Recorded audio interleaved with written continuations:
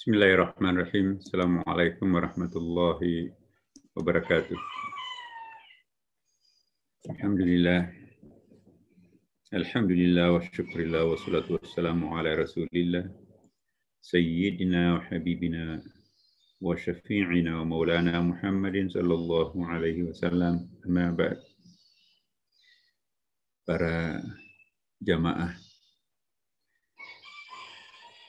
ibunda, banyak senior kami di sini, Prof. Salman dan Ibu.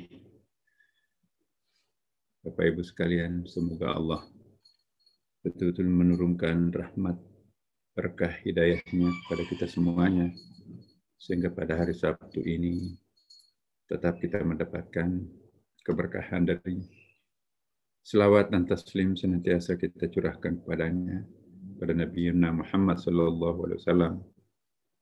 Nabi, tidak ada nama yang paling sering kita sebutkan dalam sepanjang hari kita, sepanjang hidup kita insya Allah, selain namanya Nabi Muhammad SAW. Bapak Ibu sekalian, hari ini kita akan melanjutkan kajian kita tentang Ihya Ulumuddin dan masih tentang rukun muhasabah muraqabah. Ya. Namun sebelumnya mari kita memohon kepada Allah Subhanahu wa taala agar dibukakan rahasianya, dibukakan ma'rifah kita sehingga mampu memahami hakikat kehidupan dan hakikat dirinya dan hakikat segala sesuatu, sehingga dengan demikian kita pasti akan memperoleh tatmainul qulub. Ala bidzikrillah tatmainul qulub. Ala hadhihi niyyah wa ala kulli niyatin shalih. Al-Fatihah. A'udzu billahi minasyaitonir rajim. Bismillahirrahmanirrahim.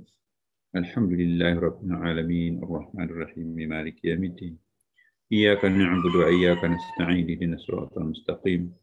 Shiratal ladzina an'amta 'alaihim ghairil maghdubi 'alaihim waladdallin. Amin. Bapak Ibu sekalian, pada pertemuan kita yang lalu kita sudah membahas tentang muraqabah, muhasabah, rukunnya. Yang pertama, rukun muhasabah itu ada membandingkan antara nikmat Allah yang dianugerahkan kepada kita, perbuatan buruk dan kejahatan yang dilakukan. Ya. Sementara kita tidak pernah mendapatkan jeweran darinya. Itu istidraj. Jadi jangan sampai kita terjebak di dalam istidraj. Apa itu istidraj? Istidraj itu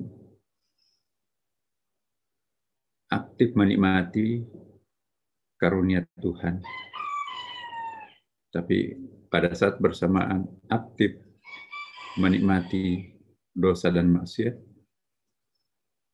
pada saat juga bersamaan tidak pernah mendapatkan jeweran darinya. Itu namanya istidraj. Itu nanti akan terseret ke dalam situasi yang sangat mengerikan. Na'udzubillah min dzalik.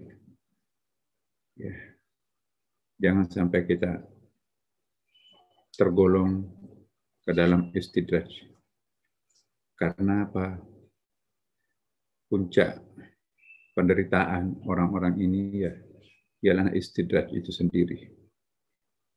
Jadi di dalam neraka ada siksaan lebih pedih daripada orang kafir itu sendiri.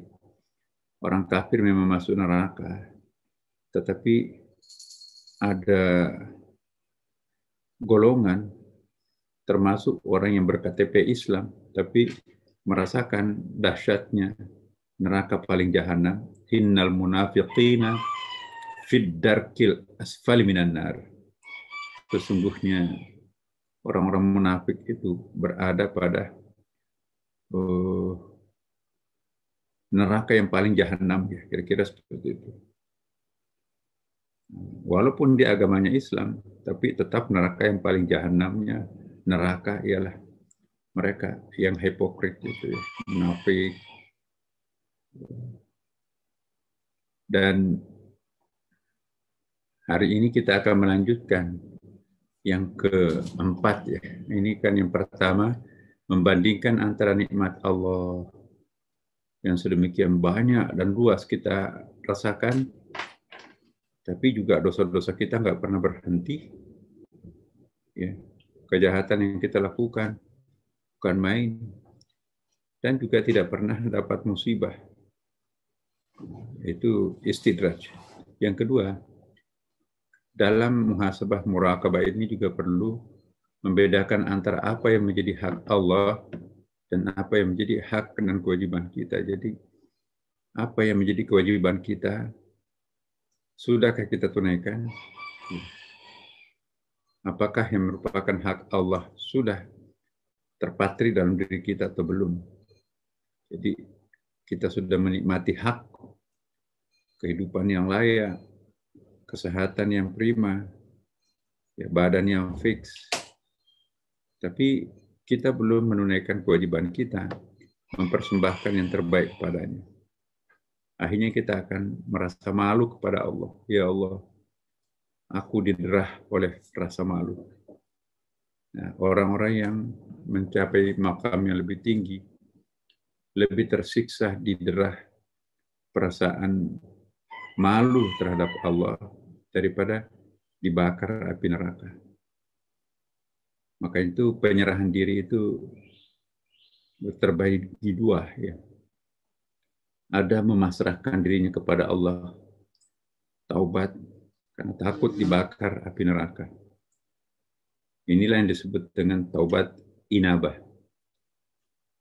Yang kedua, ada orang taubat dan memasrahkan dirinya kepada Allah karena takut diderah perasaan malu.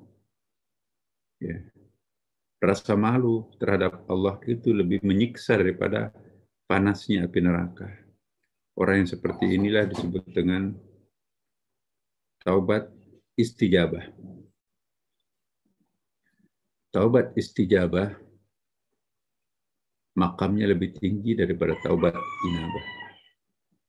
Jadi bukan lagi takut api neraka, tapi takut dengan merasakan rasa malu terhadap Allah Subhanahu wa Ta'ala. Kita pada umumnya tidak melakukan dosa karena malu terhadap sesama umat manusia, malu sama keluarga, malu sama pimpinan, malu sama teman-teman, maka kita tidak melakukan kejahatan, dosa itu. Tapi begitu tidak ada yang tahu, terjadilah semua yang akan terjadi tanpa ada beban apapun. Nah, kalau taubat istijabah, tidak malu terhadap umat manusia, tapi malunya kepada Allah. Karena itu, dimanapun dia berada, kapanpun adanya, dia tidak akan pernah mau melakukan dosa maksiat, apalagi kejahatan, karena memikul rasa malu terhadap Tuhan jauh lebih berat daripada panasnya api neraka. Yang ketiga, dalam perenungan muraqabah muhasabah itu, kita juga tidak dianjurkan untuk berlebihan di dalam beragama. Kalau kita dalam keadaan emosi beragama, biasanya itu tidak langgeng, itu fluktuatif. Khairul umuri awsatuha wa in qalla. Yang paling bagus itu sebetulnya adalah yang sedang-sedang tapi konsisten, daripada emosi. Wah, kalau lagi mood kan main, nggak tidur semalaman, tobat malam Jumat, ya, sedikit tidurnya. Tapi malam Minggu sedikit tidurnya karena maksiat. Jadi ini dia. Malam Jumat sedikit tidurnya beribadah, malam Minggu sedikit tidurnya melakukan dosa. Bukan itu yang kita harapkan. Yang keempat, tidak merasa puas dengan ketaatan yang dilaksanakan. Kedengarannya aneh sepintas. Lalu kita dengarkan pernyataan ini biasa. Tapi mari kita tunjukkan apa yang dimaksud dengan merasa puas dengan ketaatan yang dilaksanakan. Orang yang merasa puas terhadap ibadahnya, orang yang merasa puas terhadap pengabdiannya kepada Allah Subhanahu wa taala, itu merupakan suatu bukti kedangkalan keyakinan orang itu. Ya. Justru orang yang selalu merasa fakir, ya, al-fakir Allah itu merasa miskin amal, miskin pengabdian, miskin respek kepada Allah, itu lebih baik muncul dalam hati kita daripada puas. Enak ya. Kalau kita habis mengunjungi panti asuhan, kita pelong ya. Kalau kita habis i'tikaf di masjid, waduh, hati kita jadi berbunga-bunga ya. Puas. Terasa Allah mengampuni semua dosa-dosa kita. Itu dandanan iblis. Nggak ada artinya apa-apa yang kita lakukan. Nabi Muhammad SAW yang kurang apa ibadahnya, ya, dia pernah mengatakan, kita itu masuk surga itu bukan karena amal, tapi karena kasih sayangnya Allah. Nggak mungkin kita bisa menukar apa yang kita lakukan dan apa yang diberikan Allah di surga. Bahkan sahabat mempertanyakan, termasuk engkau ya Rasulullah? Iya, termasuk aku. Aku masuk surga bukan karena amal, tapi karena kasih sayangnya Allah Subhanahu wa taala. Amal itu nggak ada artinya apa-apa dibanding dengan pemberiannya Allah terhadap kita. Saya pernah jelaskan minggu lalu. Oksigen saja yang kita anggap rutin ini. Coba kalau kita akan hitung berapa oksigen yang kita hirup dalam sehari. Itu gratis tuh. Berapa harganya? Berapa rupiahnya itu? Tanyalah di rumah sakit, pasien-pasien yang membutuhkan oksigen itu, karena mungkin paru-parunya, napasnya agak susah, maka dibantu dengan oksigen buatan. Jadi tabung oksigen itu harganya, satu tabung itu berapa? Kalau sepanjang hidup kita itu akan membeli tabung, jangan hitung harganya, bagaimana memikul tabungnya kemana-mana. Mau taruh di mana, di ranjang. Satu keluarga 10 orang, 10 tabung, selangnya kemana-mana itu jadinya. Ya, itu baru satu. Belum air. Kita tuh bayar prosesnya air itu naik ke rumah atau masuk ke dalam perut. Airnya itu sendiri sebetulnya gratis dari Allah. Biaya produksi untuk mengantarkan air itu menjadi air aqua misalnya, botol kita, itu yang dibayar. Airnya sendiri itu mengalir dari sungai. Paling pajaknya dibayar. Tapi ini semuanya kalau kita hitung, fa in ta'uddu ni'matallahi la tuhsuha. Kalau kalian akan menghitung semua nikmat Allah itu gak mungkin bisa dihitung. Nah, jadi kita beribadah itu bukan menyogok Allah untuk memperoleh surganya. Bukan juga kita berdagang dengan Allah.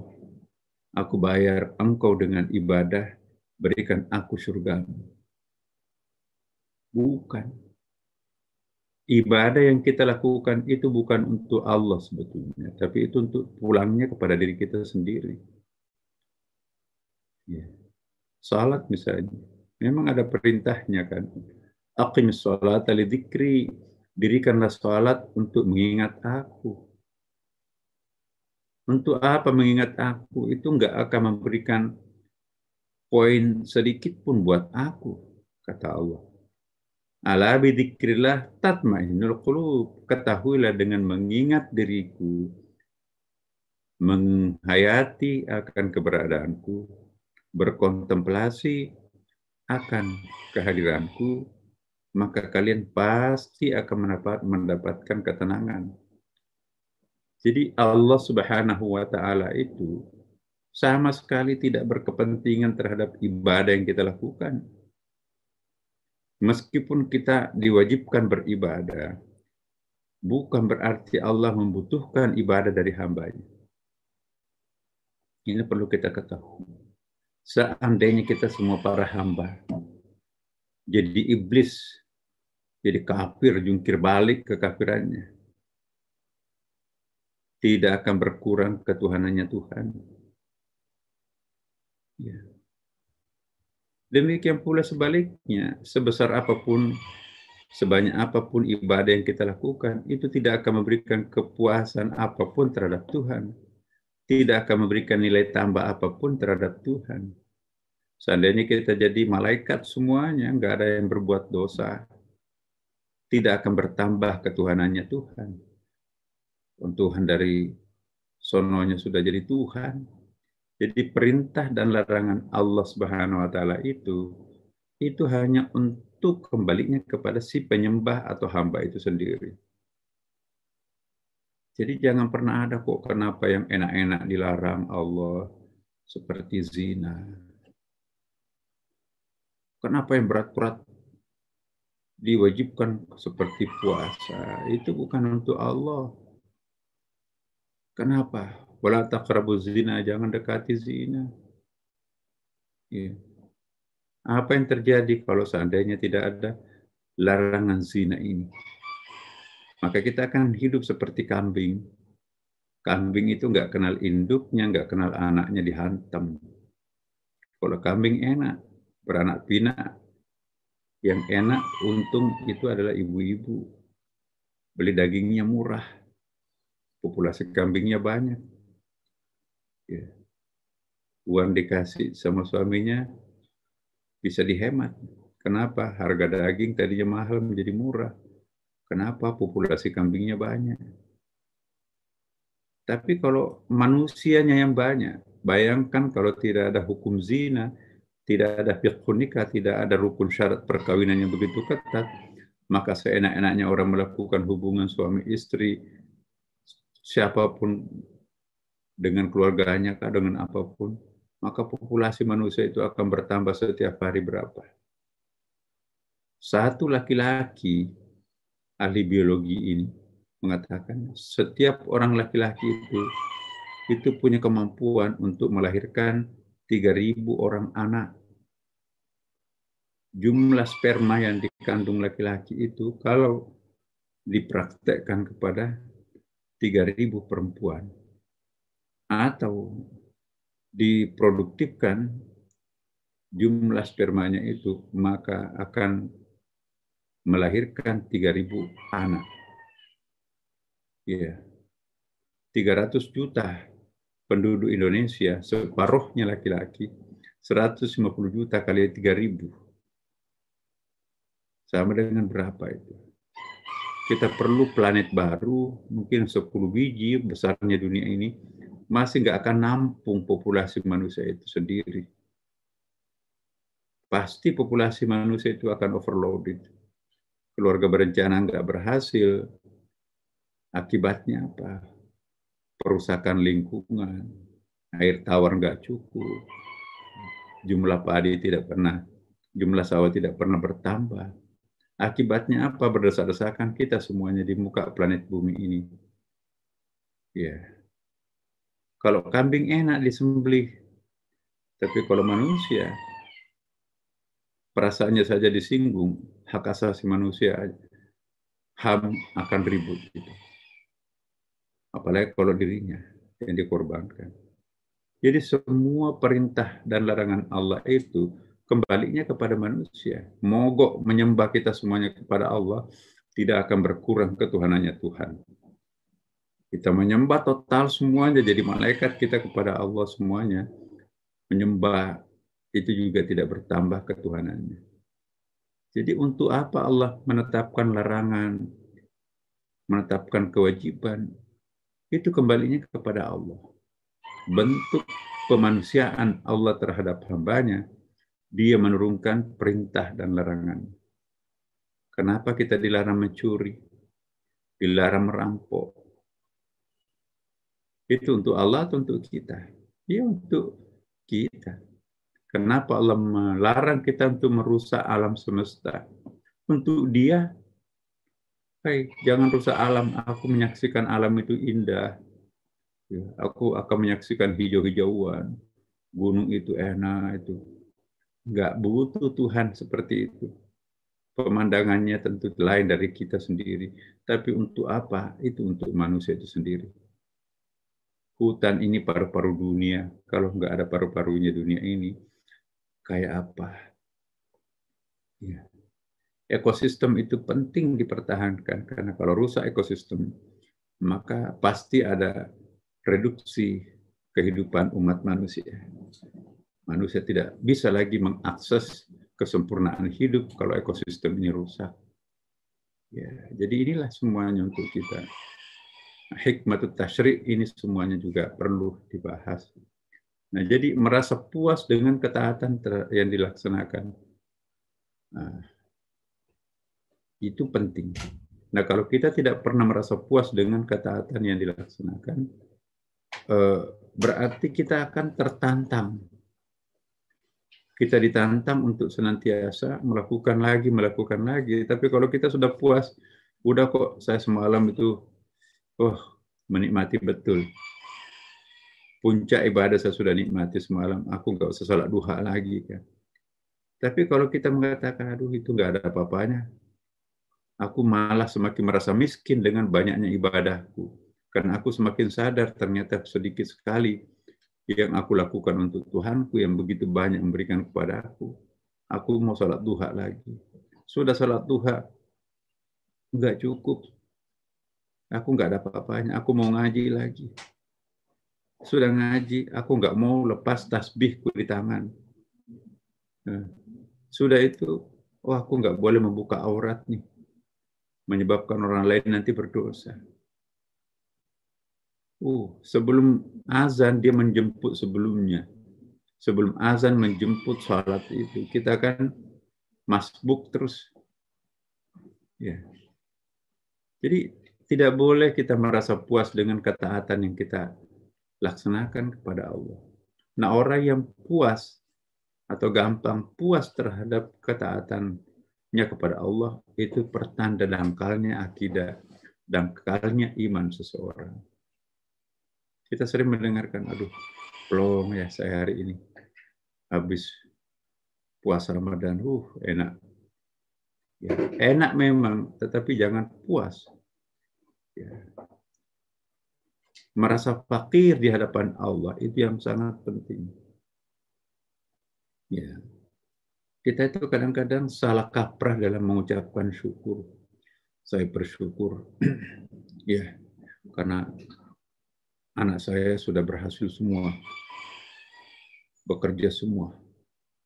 Saya juga bersyukur sehat-sehat semua. Saya bersyukur orang tua saya juga di kampung juga sehat-sehat. Sudah punya rumah di Jakarta, alhamdulillah. Sudah punya kendaraan yang bisa menjemput, mengantar kita ke tempat tujuan. Sesekali juga rekreasi di kebun, udah punya kebun, udah punya. Jadi seolah-olah merasa puas. Tapi bagi orang yang melakukan muhasabah, itu bukan punya aku. Itu dipinjam dari Allah. Kebun itu punya siapa? Mobil itu sebetulnya punya siapa? Apakah aku punya milik? Rumah ini rumah siapa? Apakah betul ini rumahku? Ini kita pinjam dari Allah. Bahkan badan ini pun juga bukan badanku. Nyawa ini juga bukan nyawaku. Roh ini pun juga bukan nyawaku. Bukan rohku. Aku bukan aku, sebetulnya semuanya adalah milik dia. Aku tidak ada apa-apanya. Memang aku tidak ada apa-apanya. Dalam posisi seperti ini kita nggak mungkin puas. Apa yang bisa kita banggakan dengan properti yang kita miliki? Itu bukan milik kita. Pemilik hakikat itu adalah dia. Jangankan harta. Nyawa yang kita miliki, badan, tangan, kaki, itu tangan siapa sebetulnya? Ya. Jantung yang kita miliki itu jantung siapa? Kalau jantung aku, ya aku nggak boleh sakit dong. Jadi kalau nyawa ini punya siapa ya? Yang punya nyawa dia, kalau kapanpun juga mau diambil. Seandainya kita merasa memiliki nyawa itu, ya jangan pergi nyawa. Hiduplah 1000 tahun, kan enggak kan? Nah, jadi perenungan suci seperti ini perlu. Ya, salah kaprah world view, ada namanya world view itu, pandangan dunia kita itu seperti apa. Kita melihat dunia ini kayak apa. Innamal hayatad dunya la'ibun. Dunia ini sebetulnya adalah permainan sandiwara ya. Kayak Fata Morgana. Fata Morgana itu di depan kita itu kayaknya ada air di tengah jalan tuh. Begitu kita mendekat, nggak ada air. Jadi tipu-tipu mata lah kira-kira. Dunia ini tipu-tipu mata. Menderita kita, bahagia kita, itu tipu-tipu mata juga. Tipu-tipu perasaan. Satu sisi kita merasakan, aku bahagia dengan rumah kecilku ini. Aku bahagia dengan mobilku ini sudah mengabdi kepada aku 10 tahun. Tapi bagi orang yang kaya, bagaimana dia bisa bahagia dengan mobil tua seperti itu, dengan rumah seperti itu? Aku nggak bisa bahagia dengan rumah kecil ini. Nggak ada kolam renangnya, nggak ada tamannya. Coba. Jadi bahagia, kenikmatan, itu state of mind. Keadaan batin sebetulnya. Tergantung persepsi kita dan siapa yang berpersepsi. Bagi seorang pemulung tidak pernah punya rumah, tidurnya dibuat jembatan. Tiba-tiba dikasih rumah oleh Pemda. Tinggallah di rumah susun. Masya Allah ada airnya. Tinggal putar keran. Masya Allah ada kasurnya. Masya Allah ada kunci rumahnya. Kita bisa enak tidur di sini tanpa kehujanan, tanpa dikejar-kejar oleh polisi dan seterusnya. Bahagia kita dengan rumah ini. Tadinya kan tidurnya di gerobak, manusia gerobak itu. Dia bahagia dengan rumah, apa namanya, petak apartemen, rumah susun itu. Yang 4x3. Tapi coba konglomerat disuruh tinggal 1 hari saja di apartemen atau rumah susun 4x3 itu kayak apa? Pengap, nggak ada AC-nya, ya. Nggak ada TV-nya, nggak bahagia. Jadi kebahagiaan itu tergantung bagaimana mempersepsikan.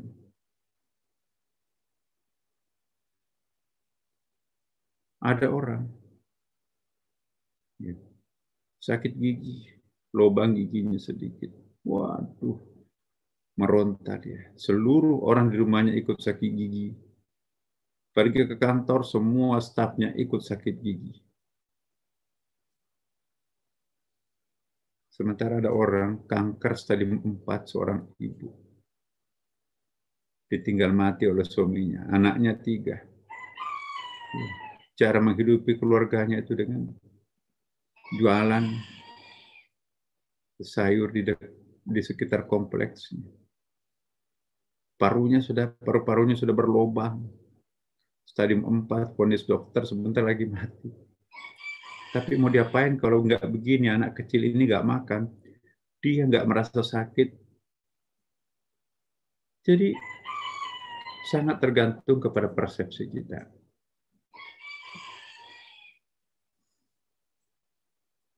Ya, ini dia. Kita tidak boleh merasa puas dengan ketaatan yang kita laksanakan.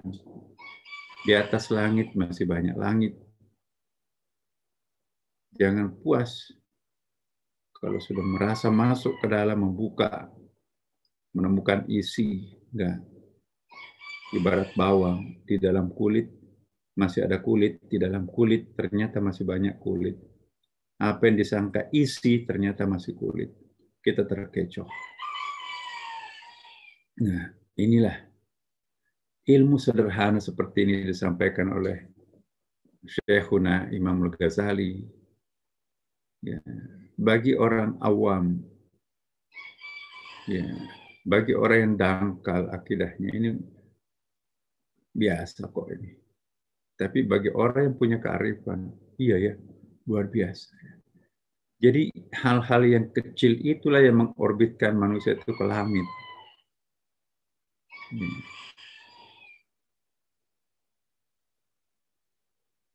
Kalau ada orang membutuhkan hal besar yang memancingnya untuk percaya kepada Allah, dia butuh mukjizat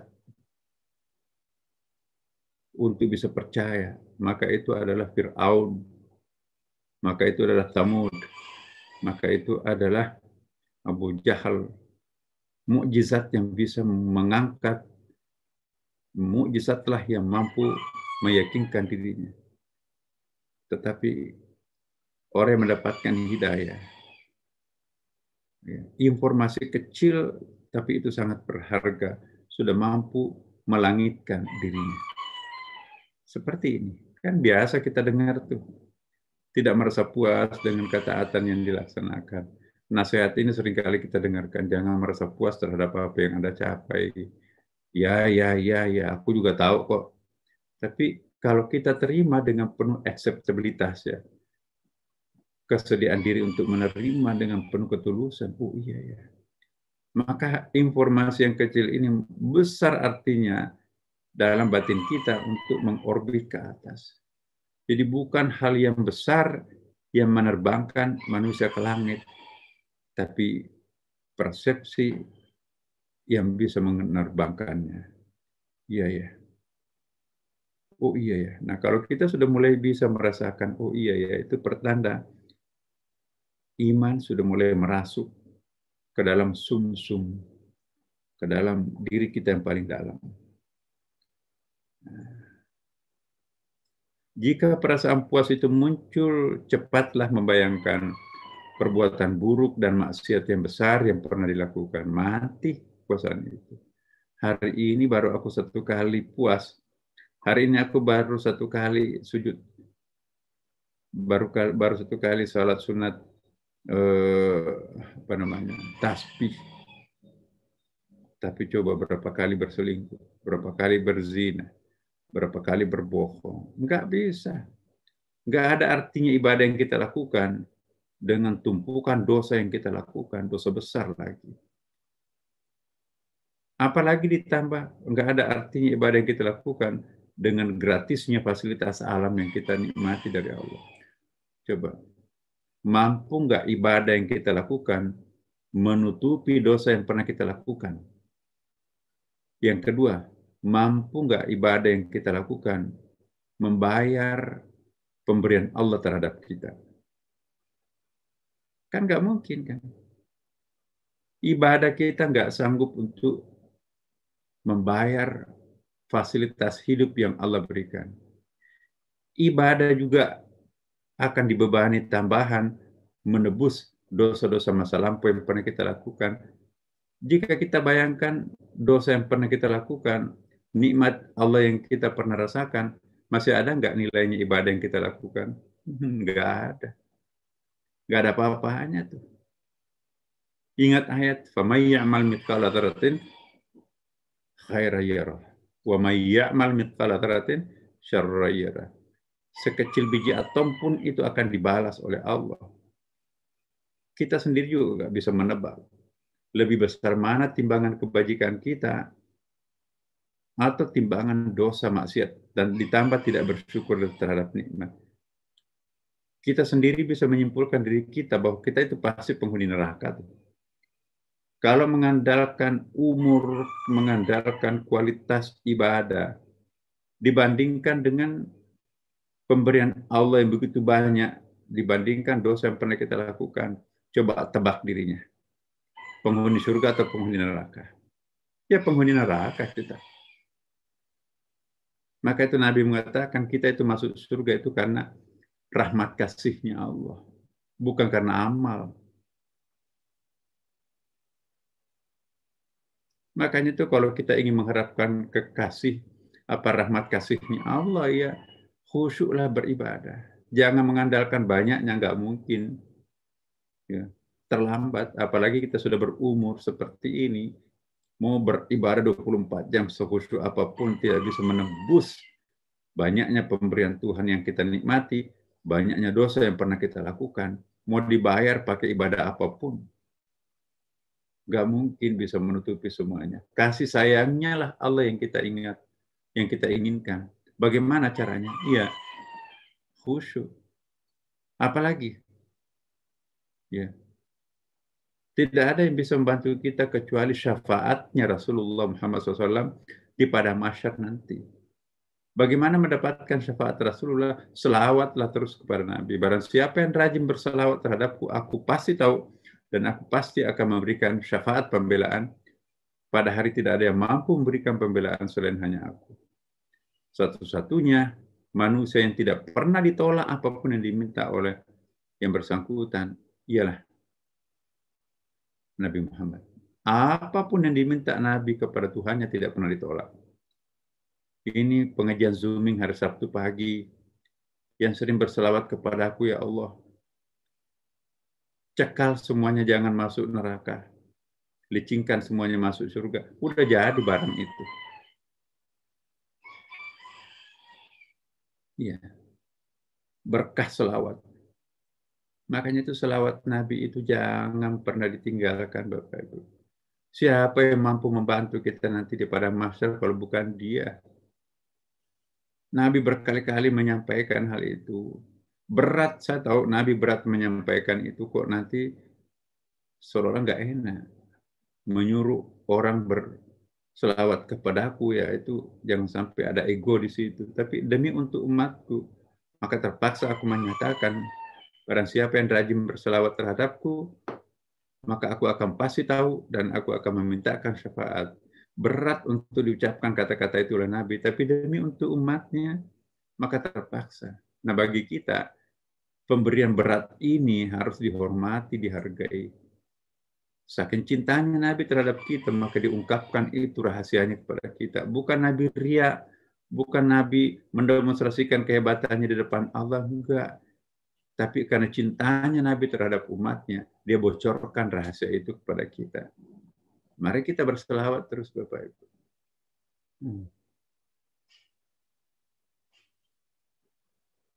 Teruslah Bapak Ibu. Kalau bukan selawat, enggak mungkin kita selamat. Ya. Ibu-ibu majelis taklim itu selalu berselawat. Wahai ibu, jangan memandang enteng selawat Nabi. Itu pekerjaannya Allah, itu pekerjaannya malaikat, itu pekerjaannya wali dan pekerjaannya orang soleh. Innallaha wa malaikatahu yusalluna 'alan nabi. Sesungguhnya Allah dan para malaikatnya yusalluna, berselawat. Coba, itu menggunakan fi'il mudhari. Berarti dulu, sekarang, dan akan datang Allah, malaikat, dan orang-orang dekatnya senantiasa berselawat terhadap Nabi. Ya ayyuhalladzina amanu, wahai orang-orang yang beriman. Kalau nggak beriman ya nggak usah, nggak dipanggil kok itu. Kalau kita beriman, sallu alaihi wasallimu tasliman. Berselawatlah kepada Nabi dengan selawat yang penuh kesyahduan. Allah yang memerintahkan seperti ini. Ayat loh. Tidak mungkin Allah memerintahkan sesuatu tanpa makna. Tidak mungkin Rasulullah membuka ya dirinya untuk mengatakan seperti itu kalau bukan demi cintanya terhadap umatnya. Alangkah pelitnya mulut seseorang kalau pelit berselawat terhadap nabinya. Puncak selawat Nabi itu manakala terasa rohnya Rasulullah datang di sekitar kita. Ya. Dan inilah ilmunya para wali, ilmunya para ulama besar. Ya. Bagaimana mengundang rohnya Rasulullah datang bersama kita. Ya. Nabi itu sangat sensitif. Begitu namanya disebutkan, maka langsung pekah, oh ini ada umatku yang memanggil nama aku. Apalagi kalau panggilannya itu panggilan rahasia. Ya, apalagi kalau panggilannya itu panggilan-panggilan yang sangat indah. Nah, inilah yang dilakukan dalam tradisi Nahdliyin, Nahdlatul Ulama itu kan. Saya pernah tanya waktu saya masih Khatib Am, Sekretaris Umum PBNU, ya Syekh, saya nggak temukan dalilnya. Kok kenapa kalau kita berselawat berdiri? Saya cari hadisnya kok nggak ada ya. Apa kata Syekh? Ulama-ulama besar kita itu. Masa kepala negara hadir dalam ruangan, hadirin dimohon berdiri, kepala negara memasuki ruangan. Ini rohnya Rasulullah datang, masa tidak memberikan penghormatan? Jadi kita berdiri. Bagaimana kita tahu kalau rohnya Nabi datang? Oh iya, kalau kamu memanggil kode rahasia, nama rahasianya Rasulullah, maka Nabi pasti akan datang di majelismu. Waduh, di pondok itu kayaknya saya nggak pernah dapat itu. Nama rahasianya Nabi kalau kita akan undang hadir, rohnya bergabung. Misalnya kita undang Rasulullah bergabung dalam Zooming ini. Kita ajak rohnya beliau untuk mengintip, inilah wajah-wajah. Ya. Tidak menyembunyikan dirinya di balik zoomingnya, hanya namanya doang yang muncul. Nanti Nabi nggak melihat loh wajahnya. Di sini hanya sedikit yang memunculkan wajahnya, yang lainnya nama. Bagaimana Rasulullah bisa mengenali wajahnya kalau tidak muncul? Nah, sekarang kita akan undang. Ya, apa kata Syekh? Barang siapa yang memanggil namanya Rasulullah, ya, dengan suara batin dan kode rahasianya itu, ya saya ingin sampaikan pada kesempatan ini, Bapak Ibu. Ya, barang siapa yang mengundang Rasulullah dengan nama-nama rahasianya Rasulullah, maka itu pasti akan mendapatkan keberuntungan. Maka itu saya mohon izin ya pada kesempatan ini, Bapak Ibu sekalian, mari kita berselawat, ya,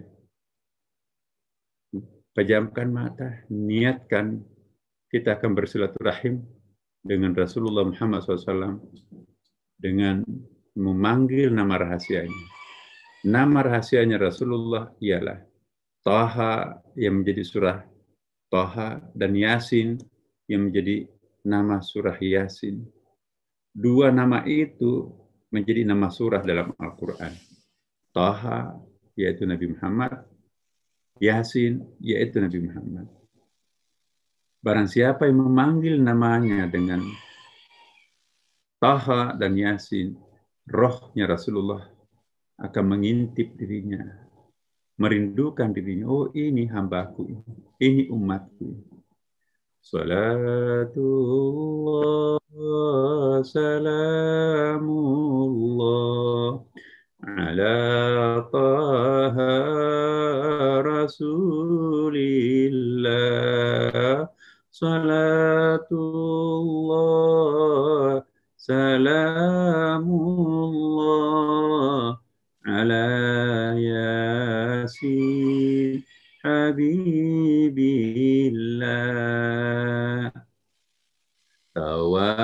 tawassalna bismillah wa bil hadi rasulillah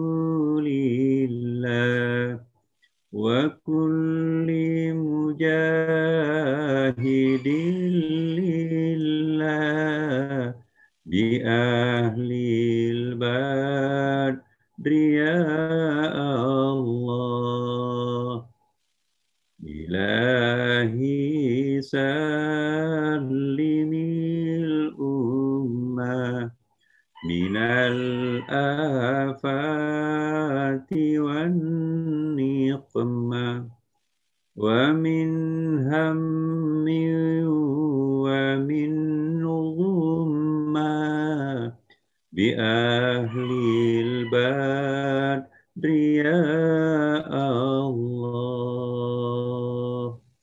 Al-Fatihah.